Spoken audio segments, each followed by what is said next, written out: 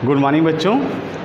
आज हम लोग क्लास 12 की केमिस्ट्री की क्लास में एक नए चैप्टर की शुरुआत कर रहे हैं और आपसे उम्मीद ये करते हैं कि आप पूरी एकाग्रता के साथ में, पूरी सिंसेरिटी के साथ में इस टॉपिक के बारे में जानकारी इकट्ठा करेंगे और इसको अच्छे से तैयार करेंगे। बेटा ये जो टॉपिक है बहुत ही आसान टॉपिक है, इसके चैप्टर भी आसान है इसमें, और इससे आप अच्छा नंबर स्कोर कर सकते हैं।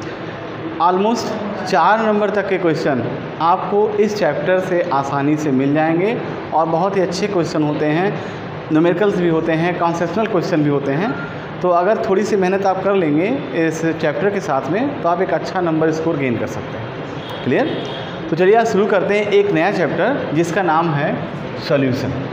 बेटा सॉल्यूशन के बारे में आप लोग 10th से ही पढ़ते चले आए हैं, तो कुछ कॉन्सेप्ट तो आपके बेसिक कॉन्सेप्ट तो आपके तैयार ही होंगे, लेकिन फिर भी एक छोटा सा रिवीजन करते हुए आगे की तरफ बढ़ेंगे।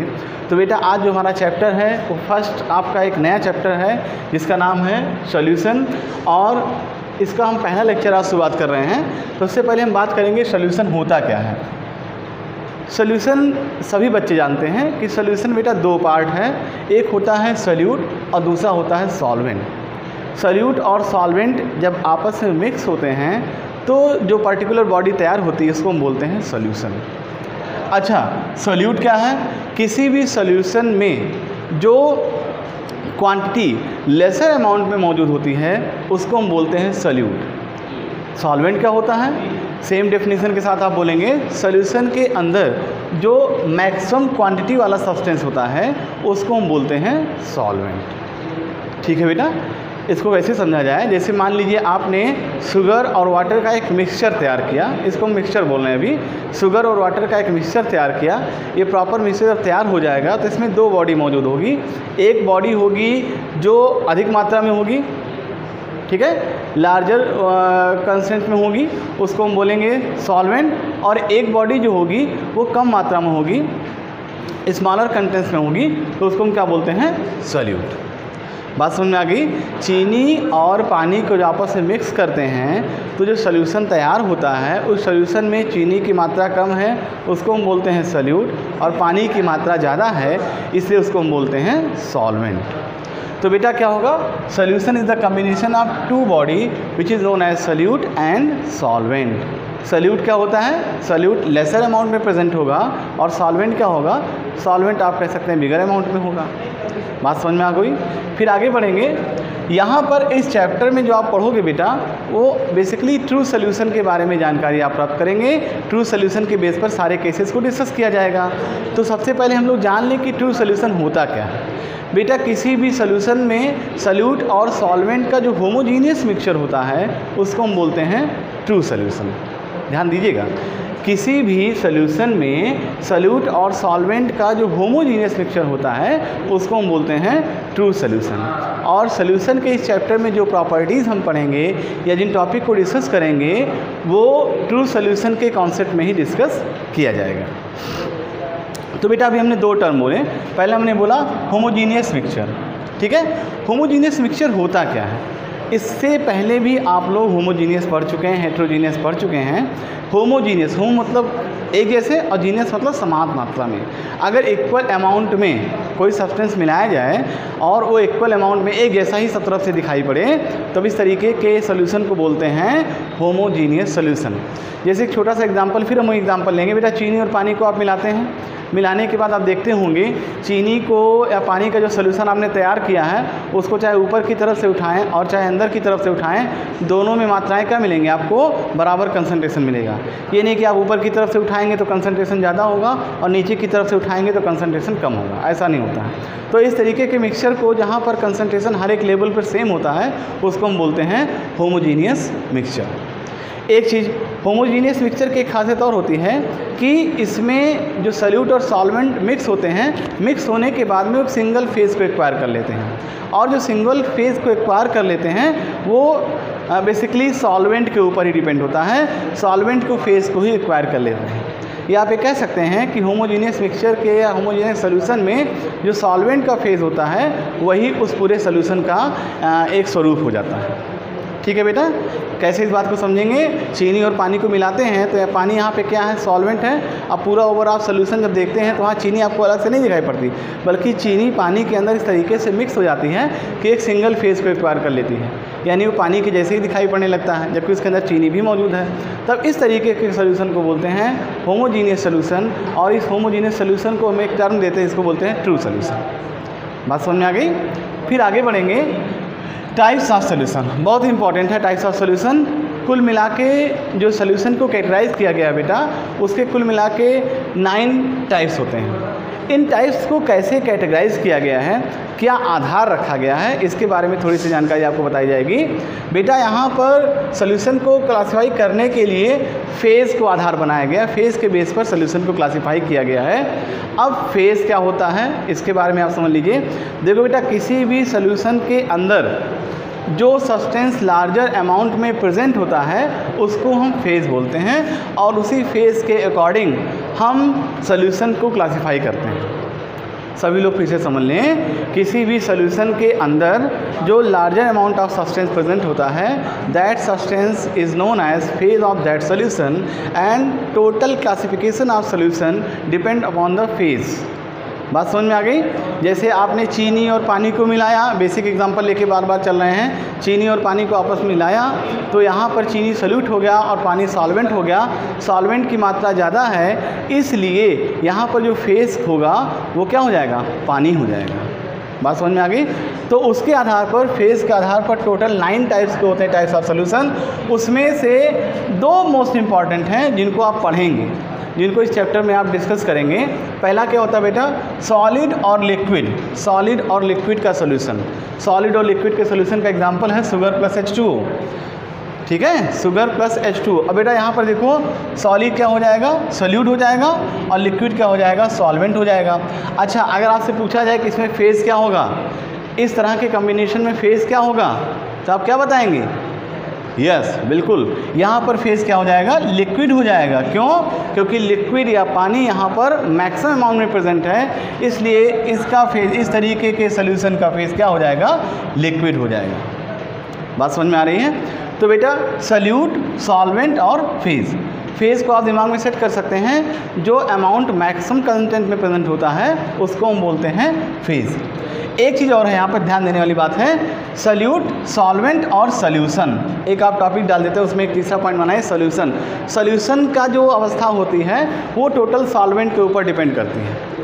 क्या मतलब इसका? देखिए, जैसे आपसे कोई कहता है सॉलिड और लिक्विड, सॉलिड और लिक्विड को आपस में मिक्स करेंगे तो इसका सोल्यूशन कैसा होना चाहिए? इसका सोल्यूशन बेसिकली कैसा होना चाहिए? लिक्विड के फॉर्म में ही होना चाहिए।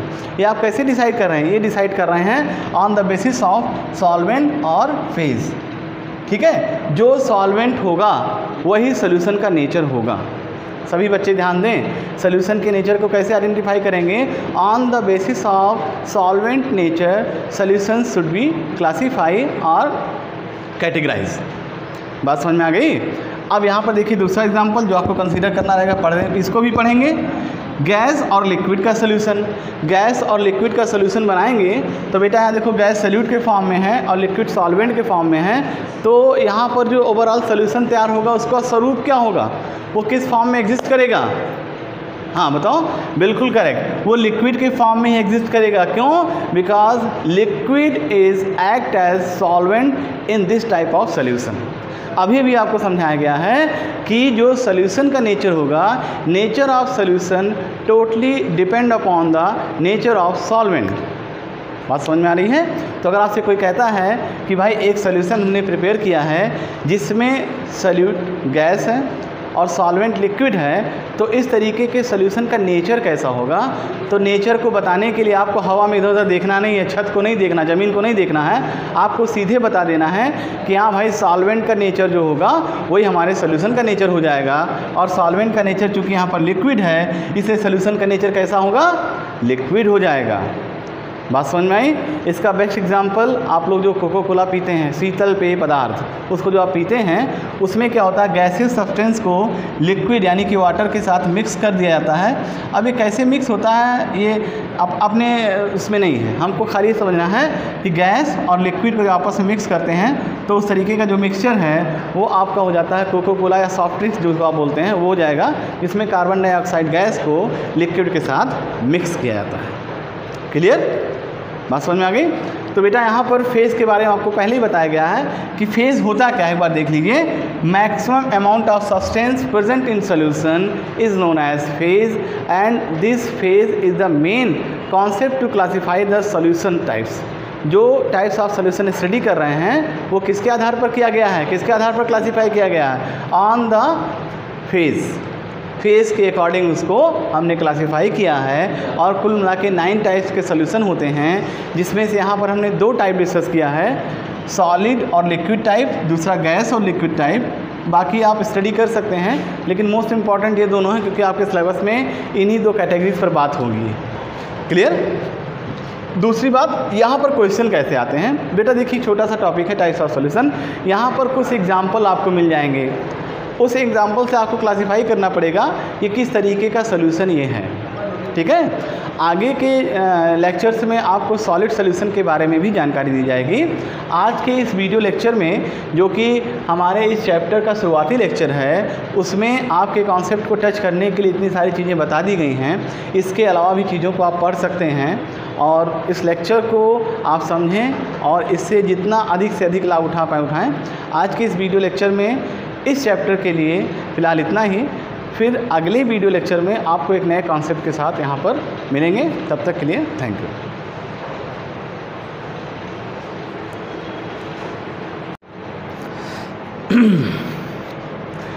गुड मॉर्निंग बच्चों, आज की क्लास में हम बात करेंगे solubility of gases in liquid.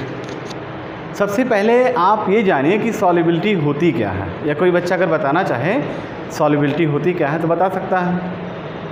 ठीक, चलिए हम बता रहे हैं। सॉल्युबिलिटी का मतलब किसी भी सॉल्यूशन में सॉल्यूट का डिज़ोल्व हो जाना।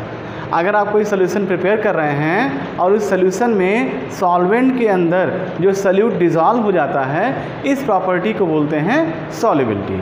सॉल्युबिलिटी आप लिक्विड के रेफरेंस में देख सकते हैं, गैस के रेफरेंस में देख सकते हैं, लिक्विड के रेफरेंस में भी देख सकते हैं। लेकिन जैसा पहले बताया गया था, यहाँ पर हमें गैसेस सब्सटेंस के बारे में जानकारी रखनी है, तो इसलिए हम पढ़ेंगे solubility of gases in liquid. बेटा यहाँ पर कुछ फैक्टर्स आपको बताए जाएंगे जो गैसियस सब्सटेंस के लिक्विड में डिज़ोल्व होने की कैपेबिलिटी को डिसाइड करता है। बात समझ में आ रही है? तो सॉल्युबिलिटी के बारे में आपको जानकारी हो गई। अब कुछ इंपॉर्टेंट फैक्टर्स हैं, उनको एक एक करके डिस्कस कर देते हैं। इन फैक्टर से आप डिसाइड कर सकते हैं कि गैसेस लिक्विड में किस कंडीशन पे डिज़ोल्व होंगी या किस कंडीशन पे डिज़ोल्व नहीं होंगी। चलिए बात करते हैं। सबसे पहला है नेचर ऑफ गैस। बेटा कोई भी गैसेस सब्सटेंस लेंगे वो लिक्विड के अंदर डिज़ोल्व होगी कि नहीं होगी, सबसे पहले हम उसके नेचर को देखते हैं। और इसके लिए एक छोटा सा फार्मूला आप लोग पहले से भी पढ़ते चले आए हैं, यहाँ पर भी बताया जा रहा है, सेम डिज़ोल्व एज सेम। बहुत पहले आप लोगों ने 10th में ही पढ़ रखा होगा, फर्स्ट ईयर में बताया गया है। यानी जो सेम नेचर वाले सब्सटेंस होंगे वही आपस में डिज़ोल्व होंगे। इसका क्या मतलब है? इसका मतलब ये है बेटा, अगर पोलर सब्सटेंस है तो पोलर के साथ डिज़ोल्व होगा, और नॉन पोलर सब्सटेंस है तो नॉन पोलर सब्सटेंस के साथ वो डिज़ोल्व होगा। दिमाग में सेट कर लीजिए, हम गैसियस सब्सटेंस के बारे में बात कर रहे हैं। इस टॉपिक को पढ़ते समय अपने दिमाग में पूरी तरह से सेट कर लो कि हम गैस के बारे में पढ़ रहे हैं और किसी सब्सटेंस को हमें एज्यूम नहीं करना है। बात समझ में आ रही है? तो यहाँ पर देखो बेटा, पोलर और नॉन पोलर, उम्मीद है आप लोगों को मालूम होगा। वैसे भी ऐसे सब्सटेंस जहाँ पर पॉजिटिव और नेगेटिव यानी कि पार्शियल पॉजिटिव और पार्शियल नेगेटिव इंड्स डेवलप हो जाते हैं, इस तरीके के सब्सटेंस को बोलते हैं पोलर सब्सटेंस। और ऐसे सब्सटेंस जिसमें इस तरीके के पार्शियली चार्जेस डेवलप नहीं होते हैं, उनको हम बोलते हैं नॉन पोलर सब्सटेंस या नॉन पोलर गैसेस सब्सटेंस। तो यहाँ पर एक टर्म लिखा है सेम डिज़ोल्व एज सेम, यानी पोलर पोलर के साथ और नॉन पोलर के साथ डिज़ोल्व होता है।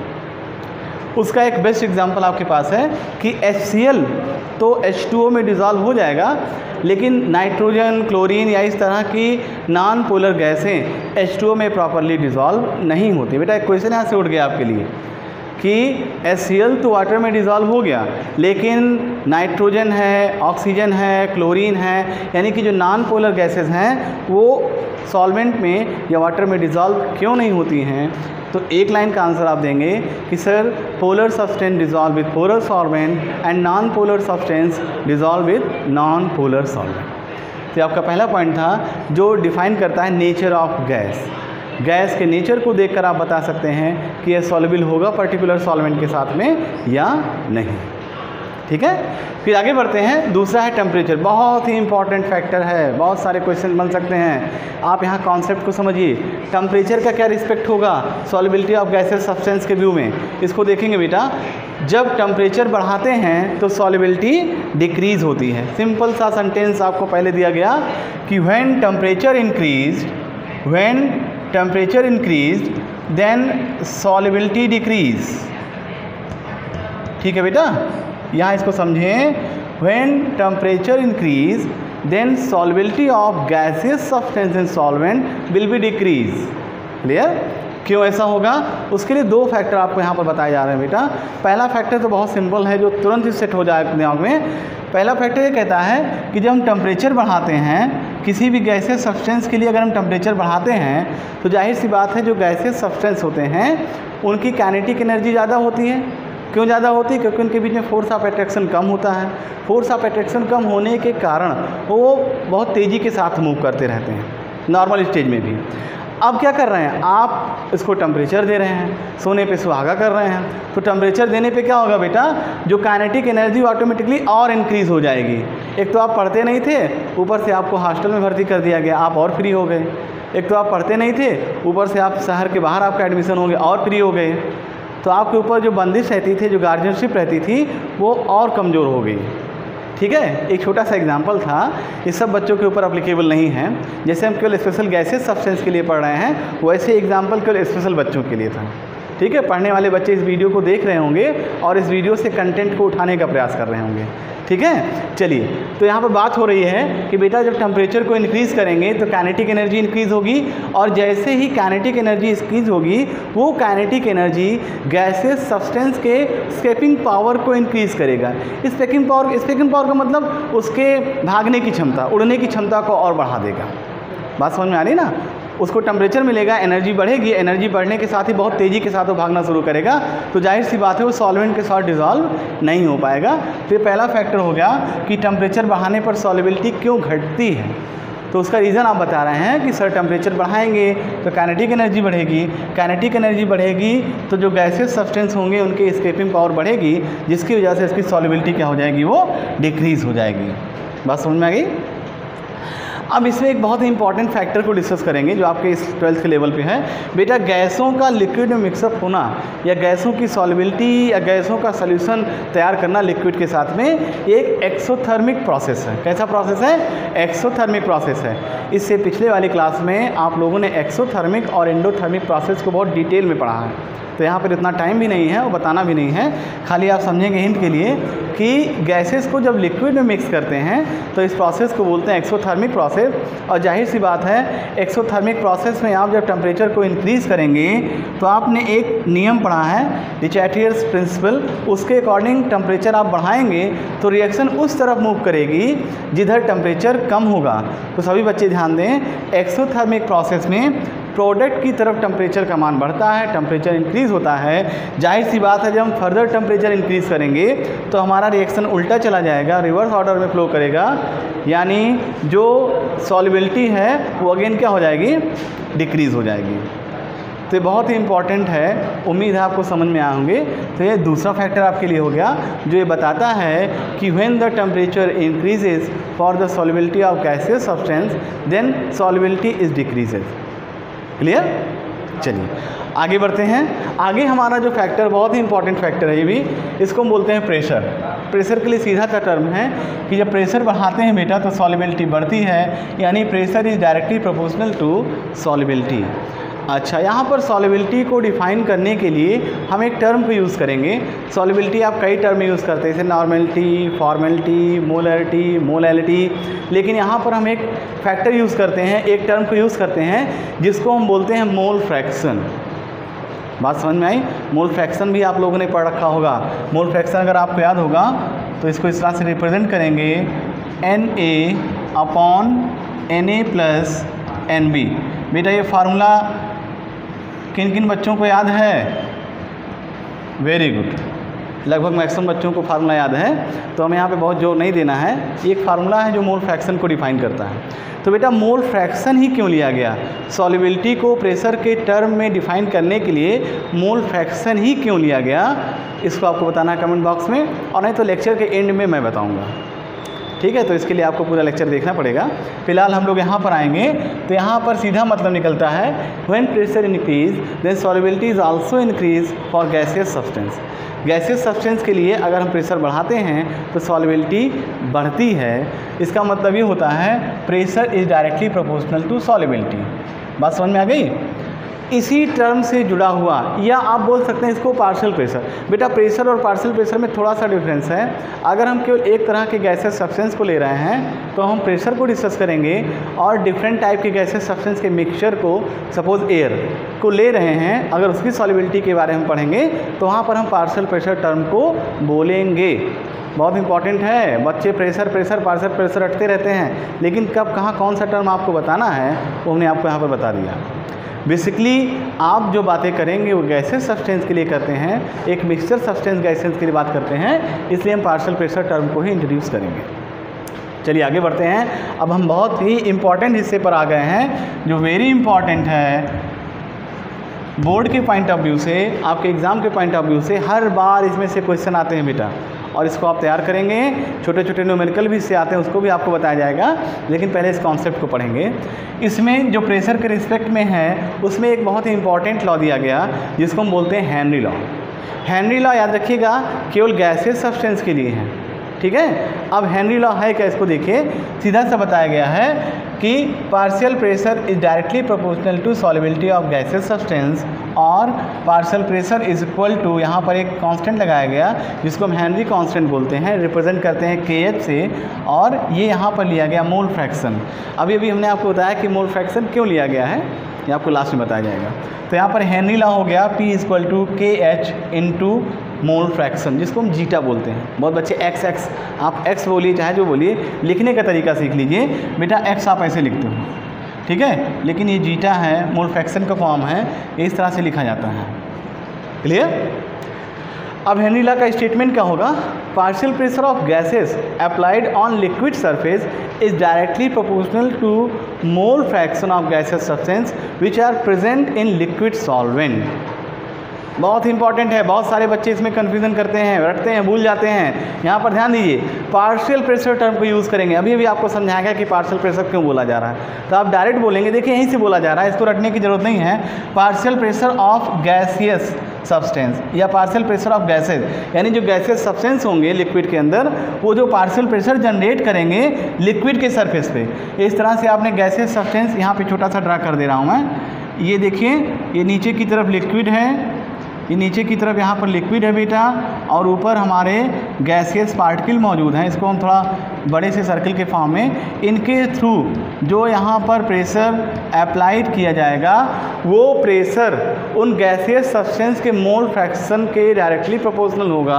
और मोल फ्रैक्शन किससे जुड़ा हुआ है? नंबर ऑफ मोल से जुड़ा हुआ है, और कहीं ना कहीं ये नंबर्स ऑफ सब्सटेंस की बात कर रहा है, यानी गैसियस सब्सटेंस की संख्या जितनी ज़्यादा होगी उनकी सॉल्युबिलिटी भी उतने अच्छे तरीके से होगी। क्यों? जितने नंबर ऑफ मोल्स ज़्यादा होंगे वो उतना ही पार्शियल प्रेशर जनरेट करेंगे, और जितना पार्शियल प्रेशर जनरेट होगा वो उतनी सॉल्युबिलिटी को इंक्रीज़ करेगा या सॉल्युबिलिटी को आसान करेगा। बात समझ में आ रही है? दो चीज़ें, रटना नहीं बेटा, रटना एकदम नहीं है। आपको ये बताना है गैसियस सब्सटेंस जो कि लिक्विड के सरफेस के ऊपर प्रेजेंट होते हैं, वो जो प्रेशर जनरेट करते हैं, उनका जो पार्शियल प्रेशर जनरेट होता है वो उनके नंबर ऑफ मोल्स या मोल फ्रैक्शन के डायरेक्टली प्रोपोर्शनल होता है। ध्यान रखिएगा, गलत तरीके से मत पढ़िएगा। अब ये जो मोल फ्रैक्शन यहाँ पर होगा, ये कहीं ना कहीं इनके नंबर्स के बारे में बात कर रहा है। इनके नंबर्स जितने ज़्यादा होंगे बेटा, वो उतने ही अच्छे तरीके से उस लिक्विड में डिज़ोल्व होंगे। इसी को हेनरी ने एक लॉ के थ्रू रिप्रेजेंट किया था, जिसको हम बोलते हैं हेनरी लॉ, और हेनरी लॉ का स्टेटमेंट और उसका कॉन्सेप्ट आपको यहाँ पर बताया गया। ठीक, चलिए अब लेक्चर के एंड में आपको बताना है कि मोल फ्रैक्शन टर्म को ही क्यों यूज़ किया गया। तो इसका छोटा सा एक आंसर सुन लीजिए कि जो मोल फ्रैक्शन टर्म है वो टेम्परेचर इंडिपेंडेंट है, इसीलिए यहाँ पर सॉल्युबिलिटी के रिस्पेक्ट में हमने मोल फ्रैक्शन को यूज़ किया। दूसरा, जो मोल फ्रैक्शन होता है वो टोटल नंबर ऑफ मोल्स की भी बात करता है, इसीलिए मोल फ्रैक्शन या जीटा को हमने यहाँ पर सॉल्युबिलिटी के रेफरेंस में यूज किया है। ठीक है, तो समझ में आ गई बात कि मोल फ्रैक्शन क्यों यूज़ किया गया। क्लियर। तो यहाँ पर बेटा दो इम्पॉर्टेंट फैक्टर, इम्पॉर्टेंट तो सभी हैं जितना आप पढ़ रहे हैं, लेकिन अगर मोस्ट इम्पॉर्टेंट की बात करेंगे तो आज के इस वीडियो लेक्चर में Henry law is most important. यहाँ से आपको 100% क्वेश्चन मिलेगा और इसको आप अच्छे तरीके से तैयार करेंगे। कॉन्सेप्ट आपके सामने है, बात समझ में आ गई। इसको आप पढ़िएगा, कहीं कोई दिक्कत होगी इसको आप फिर से आप समझ सकते हैं, फिर से आप पूछ सकते हैं कमेंट बॉक्स के थ्रू। कहीं कोई प्रॉब्लम हो तुरंत आप इसको पूछ सकते हैं। बात समझ में आ गई। तो बेटा आपका ये जो चैप्टर शुरू हुआ है, जिसको आप सॉल्यूशन का चैप्टर समझ रहे हैं कहा जा रहा है, उसमें दो कंटेंट आपको आज बताए गए। एक आपका सॉल्युबिलिटी और दूसरा हेनरी लॉ है, तो उसी के अंदर, लेकिन Henry law is most important. इसको आप अच्छे से तैयार करेंगे। ठीक है, तो आज के इस वीडियो लेक्चर में इतना ही आपको बताया गया है, इसको आप अच्छे से तैयार करेंगे।